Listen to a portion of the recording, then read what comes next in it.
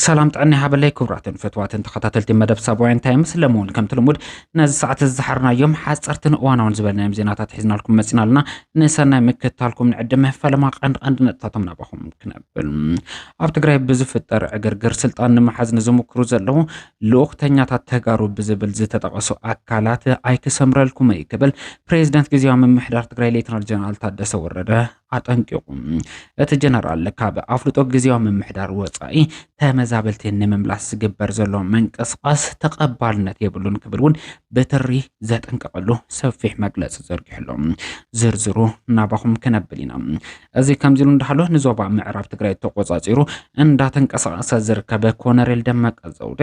ኣብዚ ቅናይት አይተጌታቸው ረዳን ዝሓበሩ ኢቶኾነ ምምላስ ተመዛበልቲ አመልኪቱም ሓደገኛ ርእይቶ ሂብሎ بصفي نبخم كنبلينا بركز زبولو إثيوبيان زلوم عبارات جبر شبراوي IS تحت قصر بتهم تجلسلهم بزرزر كسبع وياهم اللي تهم الدلاونا سكع في صام بمزنا حمسة كتاتلوه زي من قالوا تنزكاته زرزر حبريته حدا خلت ندابلو نبخم كقربو يوم لايك كومنت شير سبسكرايب مقبرة زنقوم ببزلهم سنة صانحيتم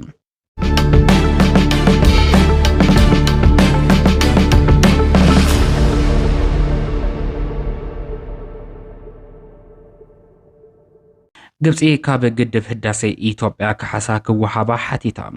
ሚኒስትሪ ሃፍትን ማይን መስኖ ግብጽ ሃኒ ሰውሃላ በሰንኪ አባይ ግድብ ኣብ ልዕሊ ግብጽን ሱዳን ንዝበጽሕ ጉዳት ከሐሳክ ክፈል ከም ዝሓተቱ እዩ ማዕኸናት ዜና እታ ሃገር ዝጠቀሱ እቲ ሚኒስተር ነዚ ጠለበ ዘቅረቡ ኣብ ቤት ምክሪ ሴኔት ግብጽ ኣብ ዝገበርዎ መግለጽ ኮይኑ ከምቲ ናይ ግድብ ህዳሴ ዝኣመሰሉ ግዙፍ ግድባት ብዘይ ስምምዕነት ኣብ ሩባ አባይ ተሃኒጹ ኣይፈልጥን ክብሉውን ብትርና ይፈምሎም ኣብ ቀረባ መዓልታት ፕሬዝዳንት አሜሪካ ዶናልድ ጄ ትራምፕ ግብጽ ኣብ ጉዳይ ሩባ አባይ ንዘለዋ ቅዋም ዝድግፍ መልእኽቲ ምሕላፎም ስዒቦም ኣብ ልዕሊ መንግስቲ ኢትዮጵያ ዲፕሎማሲያዊ ከስቢ ክረኽቡ ዝኽኣሉ ግብጻውያን ሕዚ ድማ ካብ ግድብ ህዳሴ ኢትዮጵያ ንዝበጽሕና በደል ካሕሳ ንደሊና ዝብሉ ሓድሽ ቅዋም ሒዞም ቀልቀሊሎም ይርከቡ መንግስቲ ፑንትላንድ ኢትዮጵያን ዝርከቦም አባላት ISIS ኣብ ትሕት ቁጽር ክእቱ ከም ዝኻለ ጠቂሶም ሓይልታት ምክልኻል ፑንትላንድ ሎም ኣብ ዘውጽዎ መግለጺ ኣብ ዘካይድዎ ዘለው ናይ ጸረ ሽበራ ስርሒት ብዙሓት አባላት ISIS ኣብ ትሕት ቁጽር ክእቱ ከም ዝኻሉ ጠቂሶም ኣሎም መብዛሕቶም ናይ ወጻኢ ሃገራት ዜግነት ዘለዎም ምዃኑ ዝጠቀሰ እቲ ምክልኻል እቶም ዜጋታት ካብ ሃገራት ኢትዮጵያ ቱርኪ ስዑድ ዓረብ ሞሮኮ ሶርያ ታንዛንያን ዝመጹ ምዃኖም ጠቂሱሎም መንግስቲ ፑንትላንድ ናይቶም ዝተተሓዙ ሰባት ኣሳልን ዝርዝር ሓበሬቶምን ወጋዑ ዝገበረ እንትኸውን ካብቶም ዝተተሓዙ ውልቀ ሰባት እቶም ዝበዝሑ ኢትዮጵያን ምዃኖም ድማ ኣዘራራቢ ኮይኑሎም መንገድ ሕወሓት ምክታል መንገድ ጥፋኣት ይከበለ ንዞባ ምዕራብ ትግራይ በሓይል ተቆጻጺሩ እንደማሕደረ ዝርከበ ኮነሬል ደመቀ ዘውዴ ገሊጹ ኮነሬል ደመቀ ዘውዴ ለማዓንቲ በዓል ጥምቀት ምክንያት ብምግባር ኣብ ሩባ ተከዛብ ዝተኸበረ ክብረ በዓል ኣብ ዝሕለፎ መልእኽቲ መንገድ ሕወሓት ምክታል ማለት መንገድ ጥፋኣት ይከበል ጠቂሱሎ ንዝሓለፉ 27 ዓመታት መንነትና ተመንጢልና ጸኒሕና ክብል ዝገለጸ እቲ ኮነሬል ኣብ ዝሕዝዋን ግን ብዝገበርና የተጋድሎን ሓድነትናን መንነትና ኣምሊስና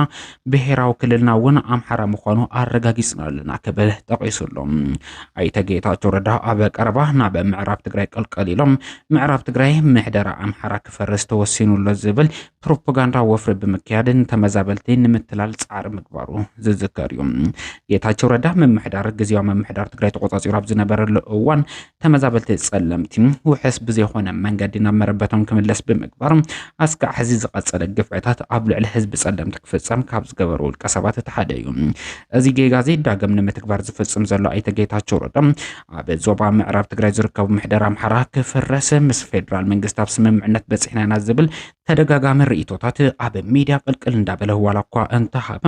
ነቲ ከባቢ ተቆጻጺሮም ሒዞም ካብ ዝርከቡ ሓይልታት ከመነ ኮነሬል ደመቀ ዘውዴ ኾነ እሸቱ ደመለው በተደጋጋሚ ኣይተጌታቸው ረዳ ዘመሓላልፉ ሓሳብ ካብ ሓቂ ዝረሓቐ ሓሶት ይክብሉ ክነቅፉ ተራእየምሎም ኮነሬል ደመቀ ዘውዴ ውን ሎማዓንቲ ኣብ ዝተኸበረ በዓል ጥምቀት ምምሕዳር ሕወሓት ናብ ዞባ ምዕራብ ትግራይ ፈጺሙ ኣይምለስን ክብል ክፍክር ተራእዩሎም በተቃራኒው ኣይተጌታቸው ረዳ ግን ልኡኽ ቀዳማይ ሚኒስትር ዶክተር አብይ አሕመድ ንምትግባር ህዝቢ አደናጊሩ ናብ ምዕራብ ትግራይ ንምምላስ ዘኸሎ ሰፍሕቲ ምንቅስቃሳት እንዳገበረ ይርከብ ሓድነት ህዝቢ ትግራይ ኣብ ዝጠልብ ኣገዳሲ እዋን ዘለና ንመስል ተጋሩ መማኽርትን ኣማኽርትን ኮይኖም ትግራይ ምስተሓመሰት ክረኽብዋ ዝኽእሉ ስልጣን ከም ዘይትህሉ እንዳተፈለጠ መሳርሒ ኮይኖም የገልግሉ ምህላዎም ፀገም ትግራይ ንምፍታሕ የካብዱ ክብል ፕሬዚደንት ግዚያዊ ምምሕዳር ትግራይ ሌተናል ጀነራል ታደሰ ወረደ ገለጹ። ፕሬዚደንት ግዚያዊ ምምሕዳር ትግራይ ሌተናል ጀነራል ታደሰ ወረደ በዓል ጥምቀት ንሰላምን ሓድነትን ዳግመ ህንፀትን ብዝብል መሪ ሓሳብ ኣብ ከተማ ማጨው ኣብ ዝኽበረሉ ዘሎ እዋን ኣብ ዝሕለፍዎ መልእኽቲ ኣብዚ ሕዚ እዋን ኣብ ቁጠባ ትግራይ ዝበፅሐ ዕንወት ካብኡ ከይንወፅእ ዝግበር ዘሎ ውዴት ህልውናና ከይነቐፅል ህዝቢ ትግራይ እውን ህልውንኡ ኣብ ሓደጋ ክወድቕ ይገብረሉ ክብሉ ጠቂሶም ኣለዎም። ኣብዚ ሕዚ እዋን ኣብ ማሕያ ሰራሕተኛታት መንግስቲ ህዝቢ መንግስቲ ኣሚኑ ኣብ ልዕሊ ዝዓቆሮ ገንዘብን ካልኦት ዓውድታት ማዕቐብ ተገይሩሉ ዝበሉ እቶም ፕሬዚደንት እዚ ድማ ካብ ዝበፅሐን ዕንወት ከይነሓዊ ቀጻልነትናን ህልውናናን ዝፈታትን ዘሎ ምዃኑ ጠቂሶም ኣለዎም። ካብ ማሕበረሰብ ዓለም ንዳግመ ህንፀትን ሕውየትን ትግራይ ዝግበር ሓገዝ እኳ እንተሃለወ ብመጠን ዝበፅሐና ዕንወት ዋላ እውን እኹል ኣይኹን ንዝተገበረ ሓገዝ ብምምስጋን ኣብ መውዓሉ ክውዕል ይግበር ከም ዘሎ ጠቂሶም ኣለዎም። ዘለው ፀገማት ንምፍታሕ ግዚያዊ ምምሕዳር ትግራይ ምስ መንግስቲ ፌደራል ተኸታታሊ ዝምና ገበረ ዝመፀ ኮይኑ ሕዚ እውን እዚ ፃዕሪ እዚ ክቕፅል ይክብሉ እቶም ፕሬዚደንት ኣመላኺቶም ኣለዎም። እቶም ፕሬዚደንት ከም ተጋሩ ካብቶም ፀገማት ክንወፅእ እንኽእል ዳግመ ህንፀትን ሕውየትን ብምስላጥ ተስፋ ዘለዎ ቁጠባ ዕብየት ብምምዝጋብ ግዳማዊ ድጋፍ ናብ ረብሓ ብምልዋጥን ግዳማዊ ፅዕንቶታትን ተቃላዕነትን ብምውጋድ ምዃኑ ጠቂሶም ኣለዎም። ሕዚ እውን ቁልፊ መደባት ግዚያዊ ምምሕዳር ትግራይ ዝተመዛበሉ ወገናት ውሕስ ብዝኾነ መንገዲ ናብ መረበቶም መምላስን ግዛእታዊ ሓድነት ትግራይ ምርግጋፅ ምዃኑ ዝገለጹ ፕሬዚደንት ግዚያዊ ምምሕዳር ትግራይ ሌተናል ጀነራል ታደሰ ወረደ እዚ ንምትግባር ምስ መንግስቲ ፌደራል ፓናል ሕብረት ኣፍሪካ ሰፋሕቲ ልዝባት ዝጠልቡ ምዃኖም ጠቂሱሎም። ብምዃኑ ድማ ዘይሕጋዊ ምሕደራ ዕጥቋት መፍረስ ውሕስን ፀጥታን ድሕንነትን ብዝሓለው መንገዲ ተመዛበልቲ ናብ መረበቶም መምላስ ኣብ ተመዛበልቲ ዘሎ ሰብኣዊ ሽግር ቀዲሙ ክፍታሕ ዝብሉ ኣብቲ ልዝብ ስምምዕነት ዝተበፅሐሎም ምንባሮም ብምዝኽኻር ዛጊድ ግን ብምሉእነት ኣይተተግበሩን ክብሉ ብትሪ ነቒፎም ኣለዎም። ናይ ምዕራብ ትግራይ ሰብኣውነት ቀዳምነት ተዋሂቦ ክፍታሕ ከም ዘለዎ ግድን ምዃኑ እውን ዝገለጹ እቶም ፕሬዚደንት ካብ ሞግዚትነት ኣምሓራ ሙሉእ ንሙሉእ ተላቂቖም ካልእ ዝሓሰብ ኣማራፂ እውን ደው ኢሉ ኣብቶም ስምምዕነት ዝተበፅሐሎም ጉዳያት ድርድር ክቐፅል ከም ምግባር ወፃኢ ዝግበሩ ዝኾኑ ይኹን መንቀስቃስ ዝገደደ ስግር ካብ ምምፃእ ወፃኢ እዚ ዝበሃል ፍታሕ ኣየምፁን ክብሉ እቶም ፕሬዚደንት ኣብ መልእኽቶም ወሲኾም ጠቂሶም ኣለዎም። ጉዳይ ምምላስ ተመዛበልትን ምክባር ሕገ መንግስታዊ ወሰን ትግራይ ክፍታሕ ዘለዎ ቁልፊ መደባት ምዃኖም ዝገለጹ እቶም ፕሬዚደንት ግዚያዊ ምምሕዳር ትግራይ ኣብ ጉዳይ ተመዛበልትን ዞባ ምዕራብ ትግራይ ዋና ፈጻሚ ኮይኑ እናሃለወ ንዑ ዘሊልካ ይለዓል ዘሎ መስርሕ ትኽክል ኣይኮነን ክብሉ እቶም ፕሬዚደንት ብትሪ ኣጠንቂቖም ኣለዎም። እዋን ድርድር ስምምዕነት ዝተበፅሐሎምን ዘይተበፅሐሎምን ጉዳያት ምንባሮም ዘዘኻኸሩ ፕሬዚደንት ጀነራል ታደሰ ወረደ ስምምዕነት ካብ ዝተበፅሐሎም ጉዳይ ሓደ ዘይሕጋዊን ዕጥቃትን ምሕደራን ምፍራስ ሓዊሱም